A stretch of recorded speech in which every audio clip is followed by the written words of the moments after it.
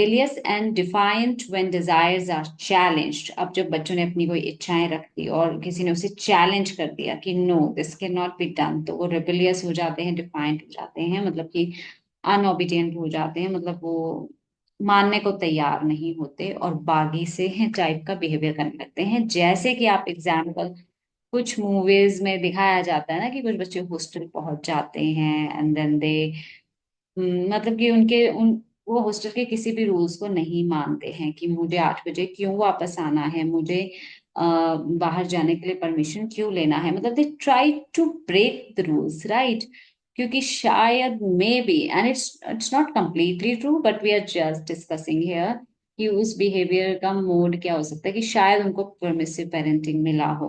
But ये भी होता है कई बार बच्चे एक्सपेरिमेंटिंग करते हैं टीनेज लाइफ में, एडल्ट लाइफ में, तो हो सकता है पेरेंटिंग अथॉरिटेरियन या अथॉरिटेटिव भी रही हो, तब भी बच्चे उस तरीके से रेबेलियस हो जाएं। But we are just discussing an example, a possible example here. Okay, चलिए आगे बढ़ते हैं।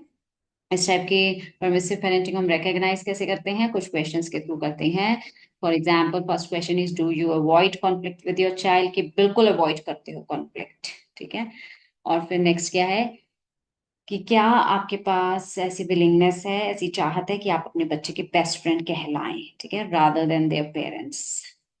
Okay, now next point is do you often bribe your child do things with large rewards, क्या आप अक्सर रिश्वत का सहारा देते हो कि चलो मैं तुम्हें एक मस्त स्मार्टफोन लेके दूंगा या फिर एक मस्त रेस्टोरेंट में पिज्जा खिलाऊंगी, तुम ये कर दो, इस टाइप से ब्राइबिंग करते हो कुछ फॉलो करवाने के लिए, या बड़े रिवॉर्ड्स देते हो।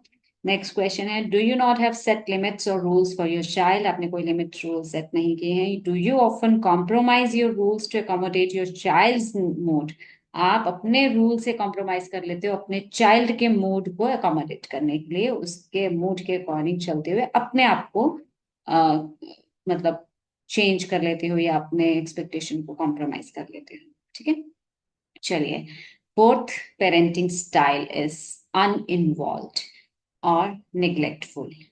नेग्लेक्टफुल नाम से ही समझ आ रहा है कि पेरेंट्स जो है अपने बच्चों को निग्लेक्ट करते हैं, इसमें अनइन्वॉल्व रहते हैं उनकी लाइफ में, उनके ओवरऑल ग्रोथ एंड डेवलपमेंट में, मतलब बहुत ज्यादा इंटरेस्ट नहीं रखते। अब इसको चलो हम पढ़ने से पहले थोड़ा सा हल्का सा समझ लेते हैं कि क्या हो सकता है। आप मैं मूवीज का ही एग्जाम्पल दूंगी, मतलब आम लाइफ तो आप ऑब्जर्व कर सकते हो अपने आसपास, राइट। लेकिन कुछ मूवीज में से साफ तौर पे दिखाते हैं कि बिल्कुल ही कोई पेरेंट जो है अपने बच्चों को छोड़ के चला ही गया है, मतलब कि चाहे डिवोर्स केस है या फिर मतलब जिम्मेदारी उठाने के लिए बिल्कुल रेडी ही नहीं हुआ वो पेरेंट अपने बच्चे के लिए, तो क्या हुआ, वो बिल्कुल नेग्लेक्ट करके बच्चे को चला गया, बिल्कुल अनइन्वॉल्व है उसकी लाइफ में। तो ये एक्सट्रीम केसेस होते हैं जिसमें पेरेंट्स जो है बिल्कुल रिस्पॉन्सिबिलिटी नहीं उठाते बच्चे की, ठीक है। ना तो उनके पालन पोषण में, मतलब उनकी बेसिक नीड्स के लिए खाना पीना छत कपड़ा, और ना ही उनकी फर्दर जो डिजायर्स कह लो या फिर फर्दर एक आम लाइफ बिताने के लिए नीड्स होती हैं, education and next I mean many things, right, like fun games and fostering environment by both parents. तो इस टाइप की आपने मूवीज में भी देखा होगा और आसपास भी समाज में आप कई कई बार ये चीज ऑब्जर्व कर सकते हो कि ये पेरेंट अपने बच्चे को नेग्लेक्ट करते हैं, ठीक है, टाइम नहीं देते। चलिए मैं आपको आम सामाजिक भी बता देती हूँ कि कई बार पेरेंट्स जो है अपने हर बार अपने काम का हवाला देते हैं, हर बार अपने काम का, जॉब का, कि मुझे ये काम है मुझे वो काम है, चाहे बहुत काम है, लेकिन children are part of their life, they should think that we have to give time to our children, we should listen to them, we should listen to their needs। तो इस तरीके से उन्हें नेग्लेक्ट नहीं करना चाहिए। तो इस पेरेंटिंग को जब हम अब आगे पढ़ेंगे तो इसमें यही बताया हुआ है। तो इस कई बार ऐसा भी होता है कि उस पेरेंट को पता ही नहीं होता कि मैं नेग्लेक्टफुल टाइप का पेरेंटिंग स्टाइल कर रहा हूँ, कि मैं अनइन्वॉल्व हूँ अपने बच्चे की लाइफ में, मुझे पता ही नहीं है मेरे बच्चे की लाइफ में चल क्या रहा है, उसके फ्रेंड्स कैसे हैं, उसके टीचर्स कैसे हैं, वो क्या पढ़ाई करता है, कुछ पता ही नहीं है, चाहे वो साथ भी रहते हैं। It's not just a case of like divorce case और सम अदर इररिस्पॉन्सिबल पेरेंट। लेकिन कई बार ऐसा होता है पेरेंट्स साथ रह रहे हैं बच्चे को लेकिन बिल्कुल पता नहीं है क्या कर रहे हैं बच्चे। आपने देखा होगा लाइक टीनेज में जाते हैं बच्चे भी डिस्कनेक्ट हो जाते हैं और पेरेंट्स भी काफी डिस्कनेक्ट करते हैं, या ना अभी बड़े हो रहे हैं उनको अपने प्राइवेट स्पेस चाहिए, तो दैट इज हाउ उनको पता ही नहीं है बच्चे की लाइफ में क्या चल रहा है। At very young age teenage they are experimenting to such limit that कि मतलब कभी ड्रग्स भी ले रहे हैं या अपनी लाइफ को बर्बाद करते जा रहे हैं, कई बार पेरेंट्स को ये तक पता नहीं होता है ना। तो चलो अब पॉइंट्स पढ़ते हैं। ये एक हार्मफुल स्टाइल है पेरेंटिंग का, पता चल ही रहा है हमें कि ये बच्चे के लिए बहुत हार्मफुल स्टाइल है। It is unlike the other styles. Obviously पता चला कि दूसरे स्टाइल्स की तरह तो ये बिल्कुल भी नहीं है। दूसरे स्टाइल्स की कुछ अच्छाइयाँ कुछ कमियां थी, लेकिन इस स्टाइल में तो बिल्कुल डिफरेंट है कि ध्यान ही नहीं दिया जा रहा है बच्चे को। राइट।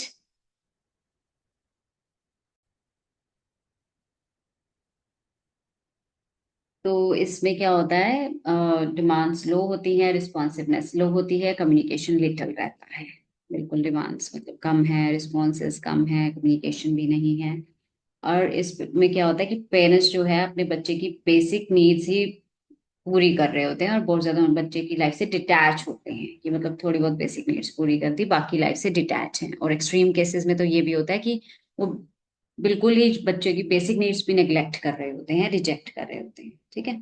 उसके बाद नेक्स्ट पॉइंट है कि पेरेंट अगर अपने आप को ऐसा नेग्लेक्टफुल पेरेंट मानता है, देखता है अपने आप को, या फिर कोई फ्रेंड रेकग्नाइज करता है कि ये मेरा फ्रेंड जो है अपने बच्चे के साथ अनइन्वॉल्व है, सही पेरेंटिंग नहीं कर रहा है, नेग्लेक्टफुल है, तो इस फ्रेंड्स अपने फ्रेंड को अवेयर करा सकता है like your parenting style is neglectful parenting style, this is not right, this is not good.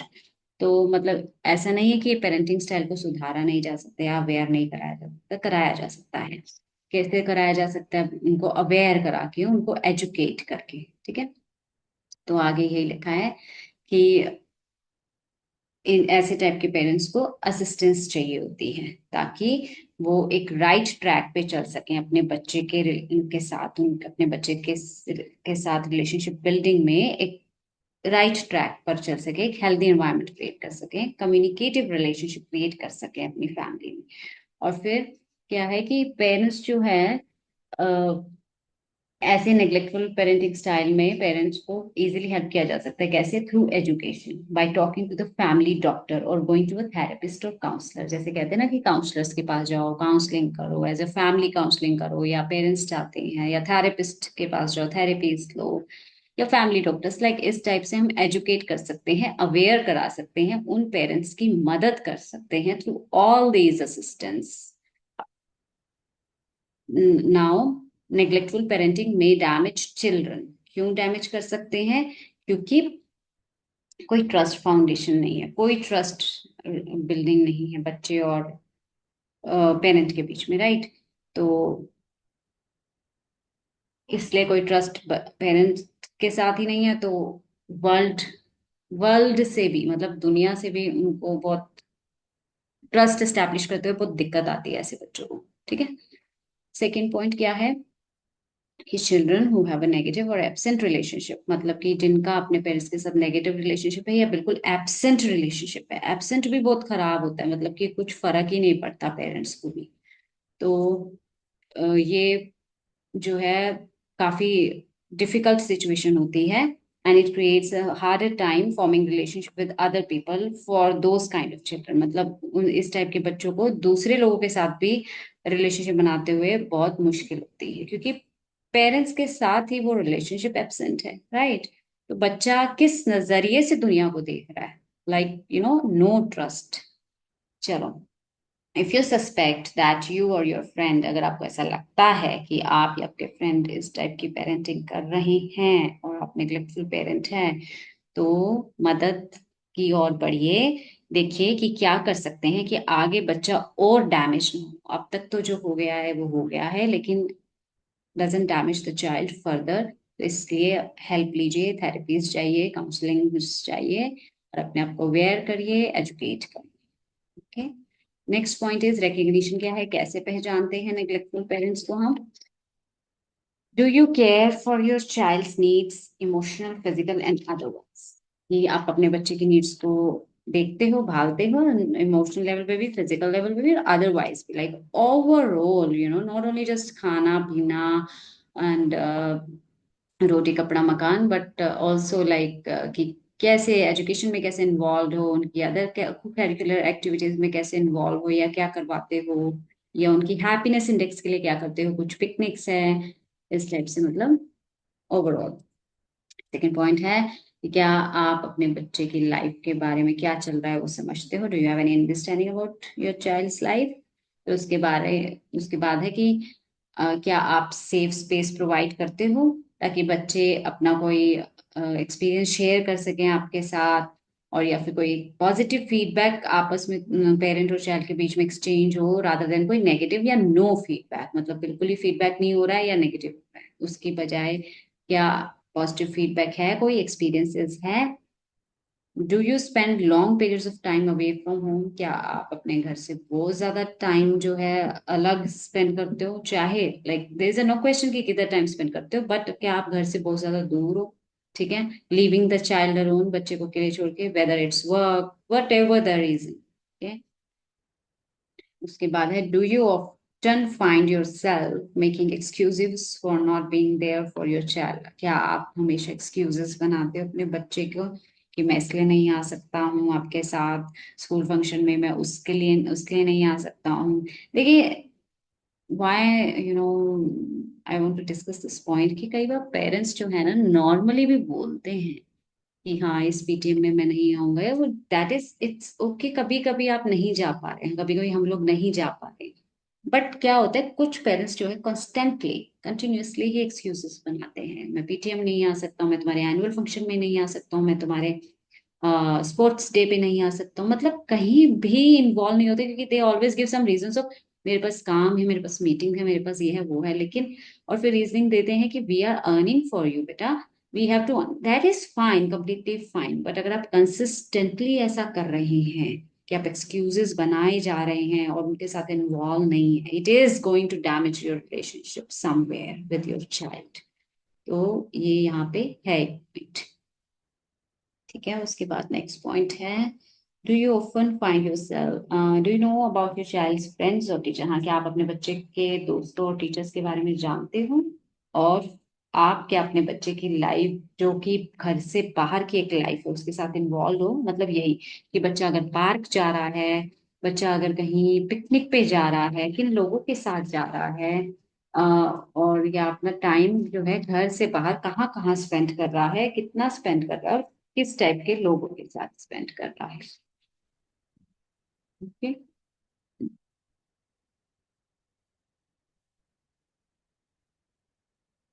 तो ये हो गए हमारे 4 स्टाइल्स पेरेंटिंग के।